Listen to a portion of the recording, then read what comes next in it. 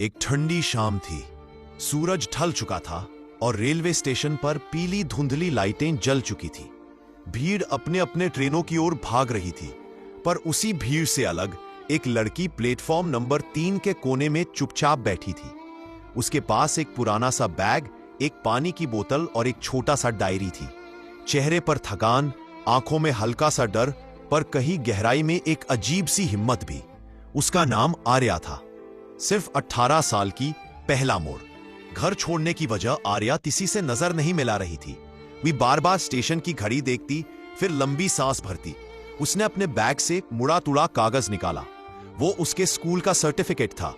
आर्या घर इसलिए छोड़कर आई थी क्योंकि उसके पिता ने उसकी पढ़ाई बंद कर दी थी। घर में गरीबी थी और ऊपर से रिश्तेदारों का दबाव। लड़की को पढ़ाकर क्या करना है, शादी करो। लेकिन आर्या के सपने बड़े थे। वो रेलवे की परीक्षा देना चाहती थी, नौकरी करना चाहती थी, पर घर में कोई उसकी बात सुनने को तैयार नहीं था। दूसरा मोड़। स्टेशन पर गुजरी रात। पहली बार घर से दूर, पहली बार इतनी बड़ी दुनिया के बीच अकेली। डर ना था तो चाहिए था, पर उसके अंदर कुछ टूटने के बजाय और मजबूत हो रहा था। रात के 9 बजे ठंडी हवा चलने लगी थी। स्टेशन लगभग खाली हो चुका था। एक बूढ़ा चाय वाला उसके पास आया और बोला, बेटी इतनी रात को अकेली क्यों बैठी हो? आर्या पहले तो घबरा गई, फिर बोली, पढ़ाई करनी है, घर वालों ने रोक दिया। नौकरी करनी है, इसलिए निकली हूं।